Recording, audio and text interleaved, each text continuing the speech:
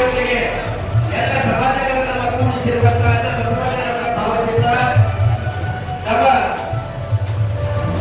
ಚಪಾರ ಕಾಯಕದೊಂದಿಗೆ ಸರ್ಕಾರ ಹಲೈಯರವರ ನಮ್ಮ ಈ ಭಾವಚಿತ್ರ ಸಂಬಂಧಿಗಳ ಒಂದು ಭಾವಚಿತ್ರ ಅವರಿಗೆ ಪರಮ ಪೂಜ್ಯರು ನಮ್ಮ ಎಲ್ಲ ವೇದಿಕೆಯಲ್ಲಿ ಆಸಕ್ತರಾಗಿರುವಂತಹ ಮಹಿಳೆಯರು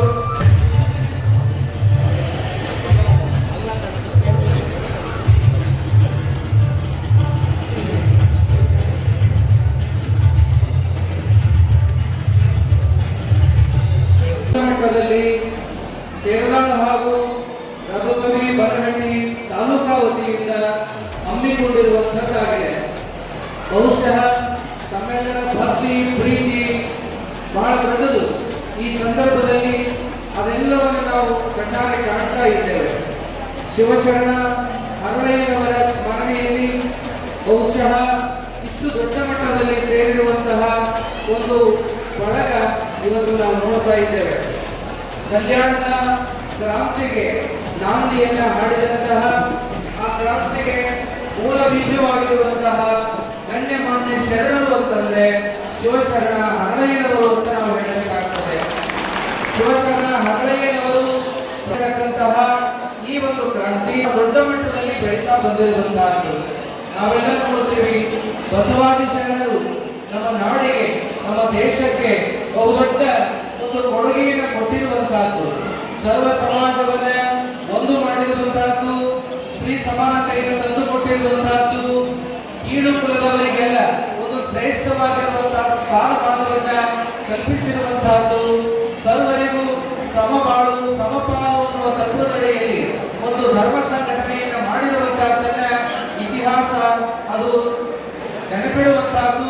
ಜೊತೆಗೆ ನಾವು ನೀವೆಲ್ಲ ಅದನ್ನು ಅನುಸರಿಸಿಕೊಂಡು ಮುಂದುವರೆಕೊಂಡು ಹೋಗಬೇಕಾಗಿರುವಂತಹದ್ದು. ಬಸವಣ್ಣನವರ ಒಂದು ಕಾಯಕ ತತ್ವದ ಸಿದ್ಧಾಂತದಡಿಯಲ್ಲಿ ತಮ್ಮ ಬದುಕನ್ನು ರೂಪಿಸಿಕೊಂಡು ಬಂದಂತಹವರು ಶಿವಶರಣ ಹರಳಯ್ಯನವರು. ಬಸವಣ್ಣನವರಿಗಿಂತಲೂ ಹಿರಿಯ ಸಮಕಾಲೀನರಾಗಿದ್ದರೂ ಕೂಡ ಅವರು ಅಕ್ಷರ ವಂಚಿತರಾಗಿ ಸಮಾಜದಲ್ಲಿ ಯೋಗ್ಯ ಸ್ಥಾನಮಾನಗಳನ್ನ ಪಡೆಯಲಾರ ಶ್ರೀ ಸಂತೋಷ್ ಎಸ್ ನಂದಿಗೆ ಉಪ ವಿದ್ಯುತ್ ಪರಿವೀಕ್ಷಕರು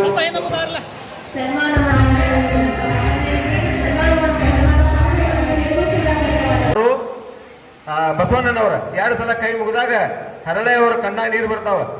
ನೋಡು ಇವ್ರಿಗೆ ಏನಾದ್ರೂ ನಾವು ಮಾಡ್ಬೇಕಂತೇಳಿ ಅವರ ಮಿಸ್ಸಸ್ ಜೊತೆ ಅವ್ರ ಹೆಂಡತಿ ಜೊತೆ ಮಾತುಕತೆ ಮಾಡ್ತಾರೆ. ಮಾಡಿದಾಗ ಅವರು ಒಂದು ತೊಡೆ ಒಳಗಿಂದು ಚರ್ಮವನ್ನು ತೆಗೆದು ಪಾದರಕ್ಷೆಯನ್ನು ಮಾಡ್ತಾರ. ಅವ್ರು ಯಾರಿಗೆ? ಬಸವಣ್ಣನವ್ರಿಗೆ ಕೊಡ್ತಾರೆ. ಅದು ದೊಡ್ಡ ಇತಿಹಾಸ ಅಂತ ಹೇಳ್ಬೋದು. ಯಾಕಂತಂದ್ರೆ ಯಾರ್ಯಾರ ಒಂದು ಸಣ್ಣ ಕಚ್ಚಾದ್ರೆ 10 ಸಲ ವಿಚಾರ ಮಾಡ್ತಾರೋ. ಅವರ ತೊಡೆಯ ಚರ್ಮವನ್ನು ತೆಗೆದು ಪಾದರಕ್ಷೆಯನ್ನು ಮಾಡಿ ಅದನ್ನ ಬಸವಣ್ಣನವ್ರಿಗೆ ಕೊಡಕ್ ಹೋಗ್ತಾರೆ. ಬಸವಣ್ಣನವ್ರು ಹೇಳ್ತಾರ, ಇದು ನನಗಲ್ಲ, ಕೂಡಲ ಸಂಗಮ ಶರಣರಿಗೆ ಕೊಡ್ತಾನೆ, ಶರಣರಿಗೆ ಕೊಡ್ಬೇಕು, ಇದು ನಾನು ಹಾಕೊಳ್ಳೋದಲ್ಲ ಅಂತ ಹೇಳ್ತಾರೆ. ಅವಾಗ ಯಾರೋ ಒಬ್ಬ ವ್ಯಕ್ತಿ ಬಂದು ಅವನ ಕಾಲ ಒಳಗೆ ಹಾಕೊಂಡಾಗ ಅವನ ಮೈ ಎಲ್ಲ ಉರಿಯಾಕತ್ತೈತಿ. ಮುರಿಯಾಕತ್ತಂತೆ ಹೊಳ್ಳೆ ಹರಳೆಯವರು ಬಂದು ಅವ್ರ ಮನೆಯಾಗ ನೀರು ತಂದು ಗೊಜ್ಜುತ್ತಗ ಅದು ಕಪ್ಪಾಗಂಗಿಲ್ಲ. ಈಗ ಅದ್ರ ತ್ರಾಸನ್ನ ಆಗತೈತಿ. ಅವಾಗ ಹರಳೆಯವರ ಶಕ್ತಿ ಎಷ್ಟು ಎತ್ತಿರೋದು ನಿಮಗೆಲ್ಲ ತಮ್ಮ ಎಲ್ಲರಿಗೂ ಗೊತ್ತೈತಿ. ಯಾಕಂದ್ರೆ ಹರಳೆಯವರ ಬಸವಣ್ಣ ತತ್ವದಲ್ಲಿ ನಡೆದಂತವ್ರು. ಈಗಾದ್ರೂ ಸೇಡಂ ತಾಲೂಕದಲ್ಲಿ ಒಂದು ಬಿಸಿರ್ಗಿ ಇದ್ರೊಳಗ ಇನ್ನೊಂದು ಪಾದರಕ್ಷೆಗಳದಾವ. ಅದನ್ನ ಇನ್ನೊಂದು ಪೂಜೆಗಳು ಮಾಡ್ತಾರೆ. ನಿಮ್ಗೆ ಗೊತ್ತಿರ್ಬೋದು ಎಲ್ಲರಿಗೂ. ಯಾಕಂದ್ರೆ ಅದೊಂದು ಇತಿಹಾಸ ಅಂತ ಹೇಳ್ಬೋದು. ಹರಳೆಯವರು ಹೆಂಗಿದ್ರಪ್ಪ ಅಂದ್ರೆ ಅವ್ರ ಕಡೆ ಕಷ್ಟ ಸುಖ ಬಂದವ್ರಿಗೆ ಯಾರಿಗಾರ ಸಮಸ್ಯೆ ಬಂದವ್ರು ಎಲ್ಲರೂ ಎದುರಿಸುವಂತ ಶಕ್ತಿ ಅವ್ರ ಕಡೆ ಇತ್ತು. ಎಲ್ಲರ ಜೊತೆ ಹೊಂದಾಣಿಕೆ ಆಗುವಂತ ಸಮಾಜ ಅದು. ಅದಕ್ಕೆ ನೀವು ಎಲ್ಲರೂ ಹರಳೆಯನ ತರ ನೀವೆಲ್ಲರೂ ಆಗ್ಬೇಕಂತೇಳಿ ನಿಮ್ಮಲ್ಲಿ ಕಳಕಳಿಯಿಂದ ಕೇಳ್ಕೊತೀನಿ.